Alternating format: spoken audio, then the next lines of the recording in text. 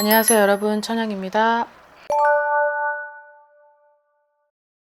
네, 자, 아무튼 2025년 새해 복 많이 받으시고요 여러분. 좋은 일들만 가득하시길 바라겠습니다.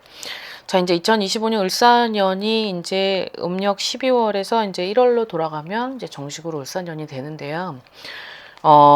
이 해는 갑진년하고는 좀 많이 다르기도 하고, 그리고 갑진년은 또 용의 해기도 하고 파워도 있고, 그리고 갑진년이 막 파란색, 뭐 하늘색, 그리고 뭐 청색, 뭐 붉은색 이런 것을 띄었다면, 이제 을사년에는 조금 안정되는 색깔을 이제 바꿔주기도 해야 될 필요성은 있을 것 같은데요. 그리고 갑진년은 아무래도 그 해가 굉장히 렌탈도 심하기도 하고 또 감정 기복도 강하기도 해서 우리가 미치는 그런 영향이 막 오르락 내리락 하는 그런 폭이 중간은 없고, 이게 무아니면 도인 그런 형태의 운으로 작용을 하다 보니까 좀 파워풀했다면, 이제 을사년은 이제 그런 해는 아니에요. 근데 을사년은 좀 사람을 지치게 하기도 하고 좀 천천히 가는 속도는 있지만, 이제 그 목표를 도달하는 데 있어서 내가 어떻게 하느냐에 따라서 굉장히 빨리 가고 주춤하기도 하고 정직성의 구간도 있고 하다 보니, 을사년은 캐릭터를 만약에 내가 좀 가지고 싶다, 아니면 액자를 집에다 걸고 싶다라고 했을 때는 정말 집터가 너무 세고 수맥이 강한 거 아니고서야는 약간 꽃의 개념이죠. 꽃도 어떤 목단, 뭐 예를 들어서 뭐 수구, 그리고 아니면 뭐 좀 잎이 굵은 그런 꽃들을 이제 선호하는 게 이제 을사년의 상반기까지는, 이제 을사년에 해도 1년 12달을 이렇게 활용하기보다는 아무래도 을사년의 상반기까지는 내가 좀 운을 상기시켜 줘야 되는 그런 바란스가 있어야 되고, 그리고 또 을사년의 해가 약간 음흉하기도 하고 좀 도무지 속을 알 수 없는 그런 되게 미세하게 흔들리기도 하며 예민하기도 해요, 성격 자체가. 그래서 그것을 조화롭게 그런 성격을 맞추는 색깔은 거의 뭐 채도나 뭐 명도나 이런 것들을 봤을 때는 좀 어두운 색깔에 관련돼서 가는데, 우리는 이제 그 반대로 좀 가야 돼요. 반대로 균형을 잡아야 되겠죠. 그러려면 약간 원색의 하얀 색깔을 섞은 듯한 파스텔의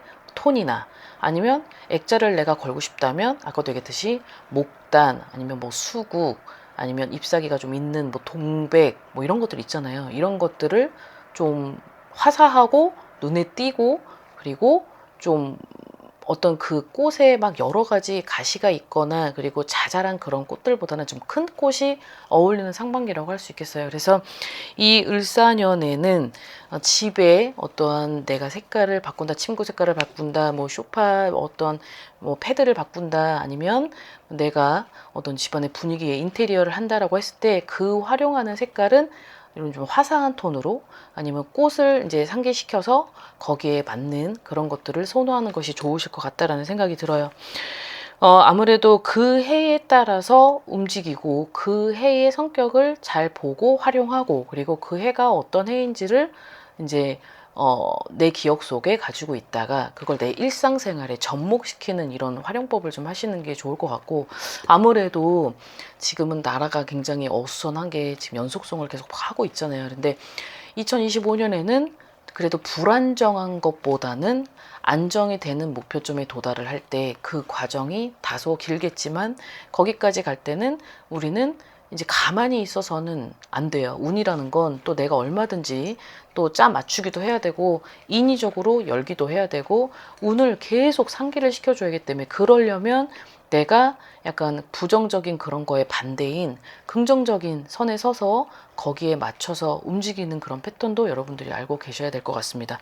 자, 그리고 2025년의 상반기까지 1월달부터 6월달까지는 내가 좀 금전에 관련된 뭐 절을 다니면서 뭐 초를 킨다, 뭐 쌀을 올린다, 뭐 여러 가지 하시는 것도 나쁘진 않고, 그리고 저 같은 경우는 이제 정월 1월, 그리고 정월 2월, 정월 3월까지는 바다를 낀 절을 돌아요. 동서남북 이렇게 바다를 낀 절을 좀 돌고, 그런 다음에는 이제 4, 5, 6은 이제 산에 가까이 있는 산 속에 있는 절을 이제 갑니다.